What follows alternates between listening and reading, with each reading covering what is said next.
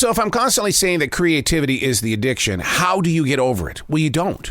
Creativity is that one thing you were born with and you're going to die with it. Your mind is going to be creating during those moments of final breath. But you've got to be able to build with it so that you don't stay miserable. Unplugged because we will always say yes to creativity. Totally uncut because we all make mistakes. So turn it into a tool. This is Arroe Unplugged. Clustered. Ugh. That feeling, the weight of it, the fogginess of it, clustered. The gathering of multiple thoughts with absolutely no idea where to put just one of them. It's not blocked. You're clustered. Nor is there a cluster sample with a clear intention to locate a comparison. The amount of content that both of us consume on a daily basis doesn't have enough time to escape the clustered mind. Taking note of the ink stains on my fingers. Look at them. Both hands, ink all over the place because I'm a dipper. I like to dip into the ink well and then come over to the page and then write. Oh my God, there's ink all over the place here. But taking the note of the ink stains on my fingers looks more like an art show than a sloppy man's mess. The vow to be a silent watcher means listening, not choosing, but being aware of all things moving, studying the habits of altitude, which is my way of deciding what's important versus what's getting in the way. The two hands on the clock play an important role. How much time of availability do I have to reach the edge of the season? Clustered.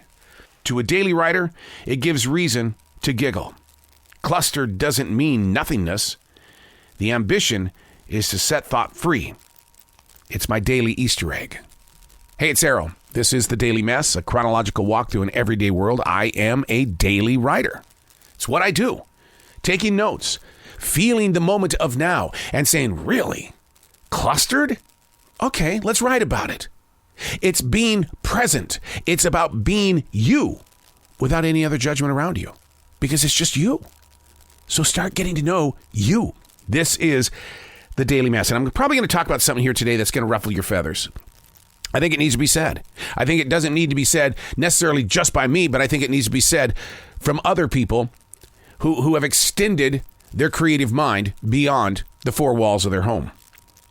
I don't fear being a creative. What I wonder about is how far as a creative will we be allowed to travel? The most recent attack on podcaster Joe Rogan is a great example. Why him? And not all of these other political opinion makers sharing the same poison into the souls of those who have chosen to listen. I mean, I totally understand both sides of the story. Neil Young and Joni Mitchell don't want their music on the same platform with somebody sending out a message that they don't agree with. But why Joe Rogan? I didn't see anyone leaping off the stream with Mark Levine or Chris Cuomo. Being a creative means extending your voice. To make yourself present requires not an act of God, but a willingness to be judged. When Joe Rogan's message didn't agree with my walking way, I just quit listening. I didn't think once about leaving Spotify. It's a freedom of speech that Mr. Joe Rogan is exercising. Spotify just happens to be the soapbox. Why Joe Rogan? Is it a promotional tool? Is somebody saying, "Hey, look, let's get people to really get into podcasting now. What are we gonna do? Let's go beat up Joe Rogan." Don't. It's a freedom of speech. I remember sitting down with the creator of Podcast Magazine, and a major part of that conversation, I really wanted to know, what about all this cussing that's on podcasts where everybody, they drop the F-bomb and the S-bomb and every other word that really doesn't belong in a conversation until you walk out into the everyday world and you realize, whoa, wait a second, people are using the F word. And here's the thing. He said to me in the conversation, the very second that I make a mention of let's get the cussing under control, you're taking away somebody's freedom of speech. It woke me up. It made me think, well, wait a second.